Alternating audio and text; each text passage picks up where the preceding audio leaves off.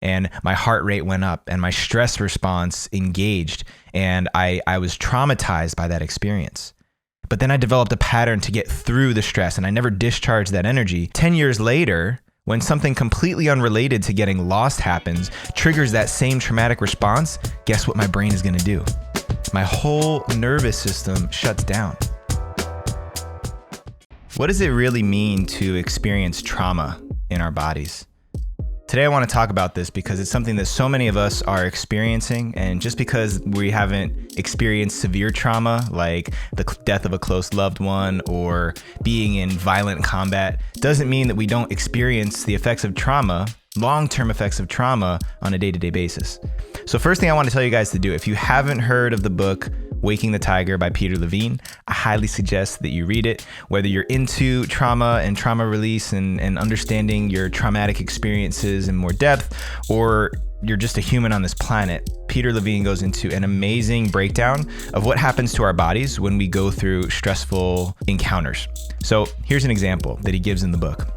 Pretend you're a gazelle and you're running on the savannah, and all of a sudden a cheetah jumps out and starts chasing you, and it's chasing you. You're running full speed, running for your life, and it grabs onto your hind legs and you wriggle free and you wrestle with this cheetah for a few minutes, and you finally break free and you're able to escape and you survive for another day. What happens in nature is the gazelle will go back to the pack and to the herd of gazelle, and you'll see him shaking, visibly shaking, like you would anybody who went through something suddenly traumatic, a human being or any animal. But the animal will shake and it'll process that energy. In the book, he calls this energy that needs to be discharged because of how our nervous system responds to stress and anxiety. And in nature, in the natural world, we discharge that energy. Animals discharge that energy by shaking, by rattling, by barking, whatever they have to do to release it, to discharge it. But in our day-to-day lives as humans, when we experience something traumatic, we develop a short-term solution to overcoming stress and anxiety and getting through it that doesn't allow that energy to be discharged. So, for example, let's pretend that I witnessed somebody getting hit by a car, and because I need to jump into action and I need to make sure that I'm helping and seeing if everyone's okay and halting traffic, I don't get to discharge the traumatic energy that comes up in my body that occurs just from witnessing somebody get hit by a car. Instead, I hunker down and I drive myself through it. And if I don't ever release that energy, then my brain creates a pattern loop that bypasses the discharging of the energy. Now, here's the key. Here's the part where that's really tricky, and this is something everybody needs to pay attention to. If I create that pattern in my brain, it could have happened when I was a kid, when I got lost at the zoo and my heart rate went up and my stress response engaged, and I was traumatized by that experience. But then I developed a pattern to get through the stress, and I never discharged that energy. 10 years later, when something completely unrelated to getting lost happens, triggers that same traumatic response, guess what my brain is gonna do?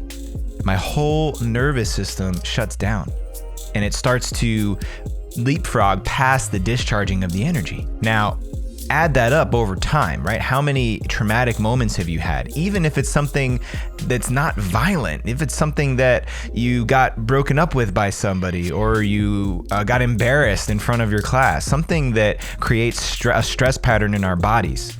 If our response is to bypass the discharging of that energy, we save it up, we store it up. And that undischarged energy always comes back to bite us. It's like credit card debt. Right? How many of you guys have gotten a credit card and for the first 21 months, there's no interest. So you're like, yes, I'm going to get this new computer. I'm going to take my girlfriend out on a vacation date, whatever you want to call it. I'm going to max it out, and I got 21 months to pay it off. No problem. Swipe the card. Every time you swipe the card, it's like another traumatic experience in the body.